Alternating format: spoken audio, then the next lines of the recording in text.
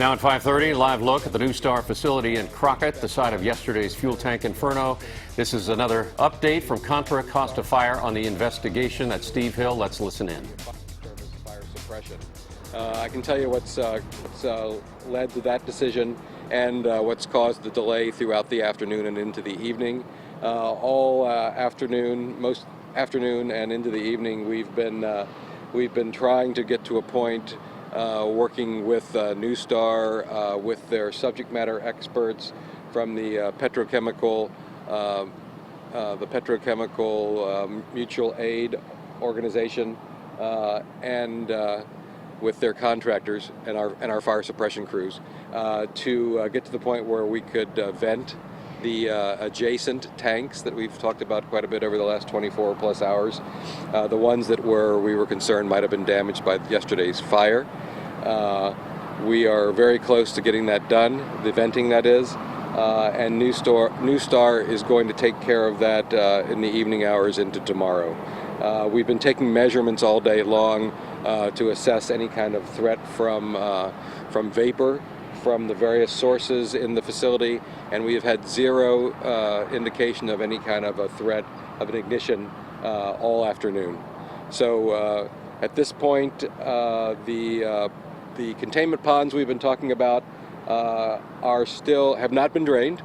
They still have those foam blankets that we've been discussing to protect, to eliminate any possibility of any ignition. And we are confident that at this point there's no longer any threat of any kind of ignition, fire related to what occurred yesterday afternoon and yesterday evening. So at this point, in the next half hour to 90 minutes, we'll see the fire service personnel from Crockett Carquinas and Rodeo Hercules at this point departing the facility. We're turning it over to NuStar. They have their own fire suppression capability sufficient to handle anything that might be related to what's going on now.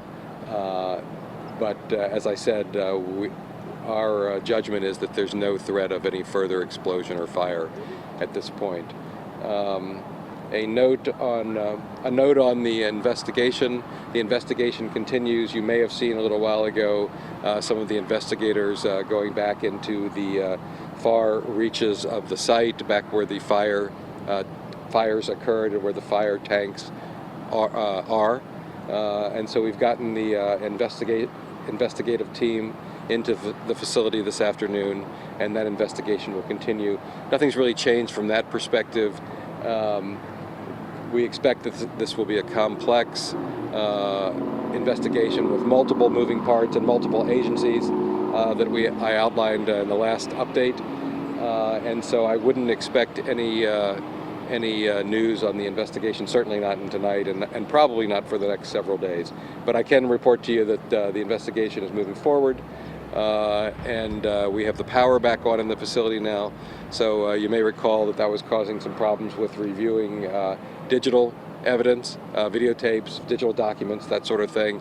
Power's back on, so presumably the investigators are now able to review that digital information. With that, I will take your questions. Steve, earlier you said the investigators weren't getting in close to where it was. Do you mean that they are now on the scene, have gotten in, even though you had said without the venting, without the tanks being cleaned up, that they couldn't get in to actually investigate? So are they there now? So what's changed is our monitoring that's gone on all afternoon has assured us that there's no threat of emissions that could ignite.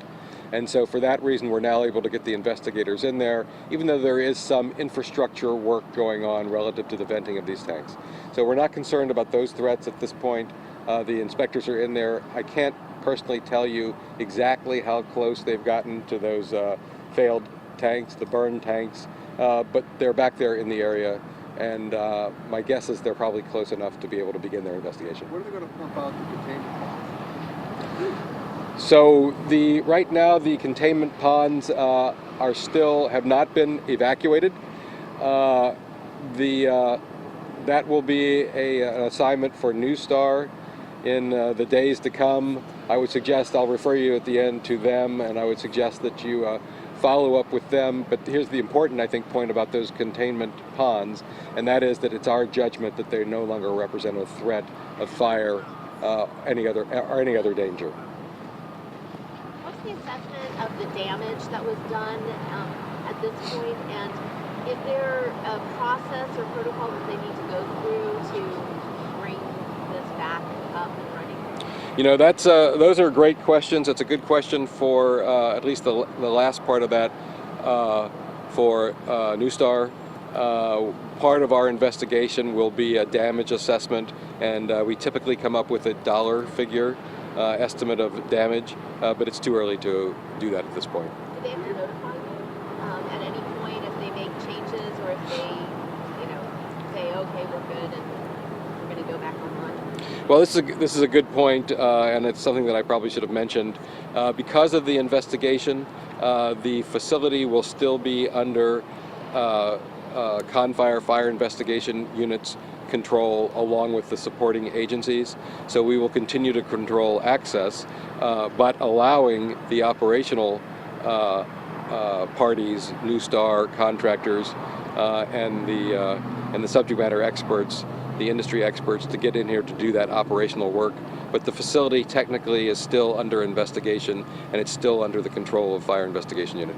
So they can't bring it on until you say it's okay? They can't do what? They can't do anything unless Confire gives the okay? Well, we're working with them on the operational mitigations. They will continue to do that work while the investigation proceeds. But it will be under the supervision of the investigative team.